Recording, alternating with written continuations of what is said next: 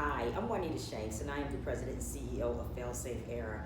I am here today to interview our very first scholarship recipient, Mr. Roy Branklin Jr., and I'm really excited about this. And so, Roy, we're just going to have a chat. We're going to talk about some things. We're going to talk about you. We're going to talk about some challenges that returning citizens may face, and we're going to talk about how you met FAILSAFE-ERA, and then some advice that you may offer to other returning citizens. So I would like to just start, Roy, with you talking about your story. What happened? Many years ago, I think when I was around the age of 25, I became addicted to crack cocaine. I started using drugs, recreational, but it soon became a problem, an addiction, and as a result of that, I spent a lot of time in and out of jail, incarcerated, and so my life actually was in a very bad place for a very, very long time. I struggled with being able to have housing, to keep a job, and life was just very, very miserable. And so there was a point in time, actually the last time, I was so devastated that even my organs in my body began to shut down. Wow. So what do you think was the culprit behind all of this? Sometimes, I don't know, sometimes maybe adverse childhood experiences. Yeah. Or what do you think was the culprit that made you to make that decision? That's a great question, and I don't think that there was any one particular thing. It usually is a combination of many different things. As a young African American male, I didn't have a father figure in my life in my home, that I could have maybe got some help from, some support from, and so I kind of made a lot of decisions on my own and made a lot of mistakes as a result of the lack of guidance. So let's talk about that for a minute. When you talk about having no father figure in your home, so we know that in some cases there are some guys and or gals that are incarcerated that may have had a father figure in their homes. Do you think, so let me ask you this first of all, you're a father, right? Absolutely. So how has this changed you in your approach to fatherhood?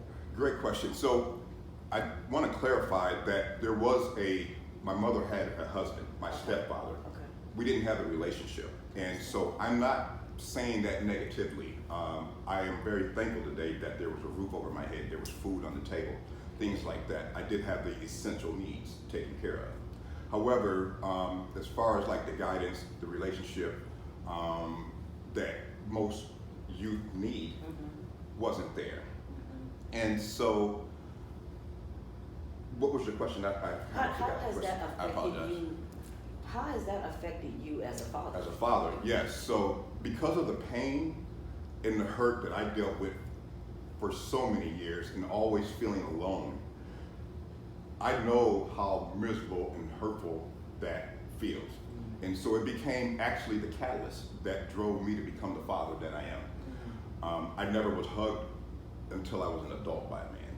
And so I knew after seeing my friends and their father hug that there was something that I was missing, and that was very painful in and of itself. So that's what you wanted to give to your kid. Yes, and so, my children and I are very intimate, if you will. We hug each other. We are very passionate in regards to father and daughter, and so I do everything I can every single day to prevent my child from ever knowing what that feels like.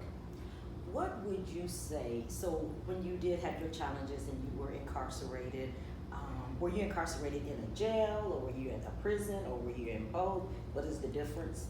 I did both. I've been to DOC and I've also been in jail. I've spent a great deal of time in and out, from probably somewhere around 1992 till up to 2008. I don't remember any significant amount of time that I wasn't incarcerated. And so it became actually my way of life. Wow. It became my norm. And so my experiences became easier and easier and easier because I became probably what can be considered institutionalized. Wow. So, do you think that saved your life? Yes.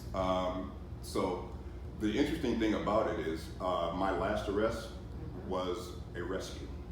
And so I know that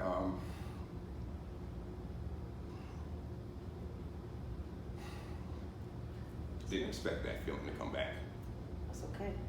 But the memories sometimes are bittersweet. Yeah. And so while I'm always thankful for them, and I'm not ashamed of them, I'm certainly not proud of what I've done. Absolutely. But I'm very fortunate that I had these experiences. So my last arrest actually happened right outside.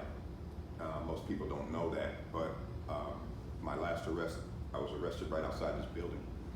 6 o'clock in the morning, March 3rd, 2008. But that was the rescue. That was the very first day that I was completely convinced that it was over. Wow.